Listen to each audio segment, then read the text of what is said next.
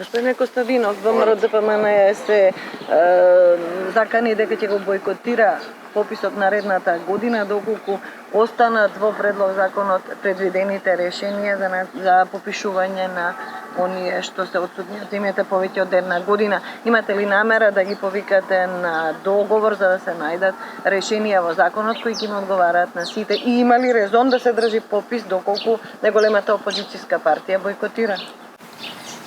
Да не беше жално, ќе беше смешно, но ништо не изненадува од страна на опозицијската ВМРО ДПМН.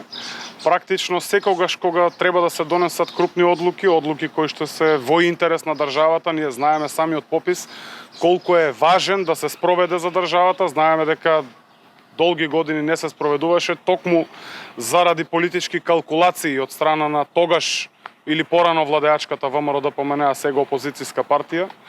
Јас очекувам дека сите политички субјекти ќе разберат суштината и потребата од пописот на населението. Очекувам и ВМРО ДПМН да се охрабрат и да се откажат од намерите за бойкот.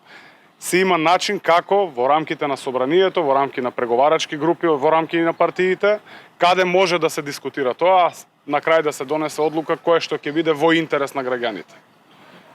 Однос на мандатот на Груевски, тој даде оставка преку нотарски акт, дали е тоа прифатливо или ќе инсистирате собранието со двотретинско мнозинство да му го земе? Не станува збор дали е тоа прифатливо или не. Знаеме дека во Република Северна Македонија законите важат подеднакво и мора да важат подеднакво за сите. Никола Груевски не е никаков исклучок од сите други граѓани во нашата држава. Јас повикувам и апелирам дека Никола Груевски има обврска да се врати во државата, каде што треба да се отслужи казната затвор согласно правосилна судска пресуда сега од 2 години и доколку има намера лично да ја врачи оставката во собранието на Република Северна Македонија. Нотарски акт не е прифатлив?